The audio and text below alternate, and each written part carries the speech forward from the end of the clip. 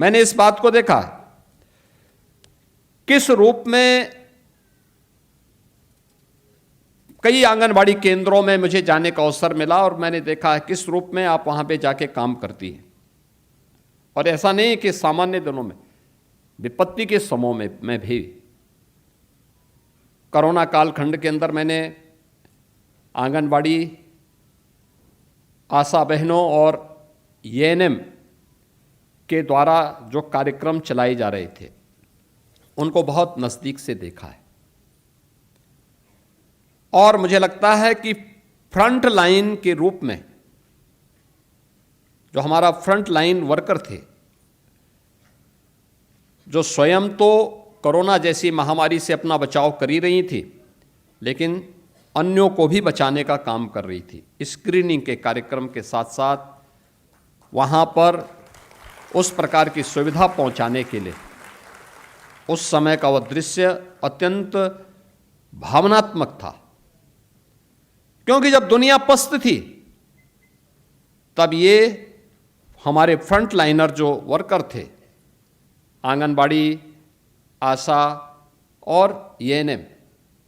ये स्क्रीनिंग के साथ घर घर जाकर के इस पूरे कार्यक्रम को आगे बढ़ा करके राष्ट्रीय स्तर पर कोविड प्रबंधन के प्रधानमंत्री जी के विजन को जमीनी धरातल पर उतारने का काम कर रही थी। और इसीलिए हम बार बार इन सभी कार्यक्रमों के प्रति बार बार हम लोग हमेशा इस बात बारे में कहते हैं कि वह एक अच्छा कार्यक्रम था और उन कार्यक्रमों को हम लोगों ने बहुत अच्छे ढंग से सफलतापूर्वक आगे बढ़ाने का परिणाम क्या था कि इतनी बड़ी आबादी के राज्य में कोविड का बेहतरीन प्रबंधन करके हम लोगों ने ज़्यादा से ज़्यादा लोगों के जान को बचाने का काम किया है।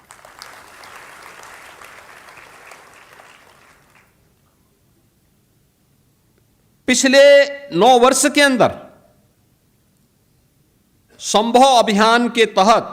जिसके बारे में मंत्री जी अभी यहां चर्चा कर रही थी, उसमें हम लोगों ने 1,70,00,000 से अधिक बच्चों को स्वास्थ्य स्क्रीनिंग के साथ जोड़ा।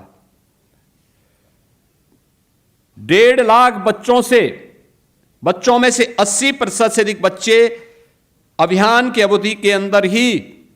कुपोषण से मुक्त होकर के सुपोषित हुए हैं। आप सोचो कितना बड़ा काम हुआ। 1.5 लाख बच्चे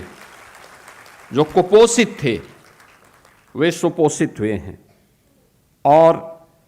स्टंटिंग जो बौनापन है 48% से घट करके 37% हो गया है, यानी 11% की उसमें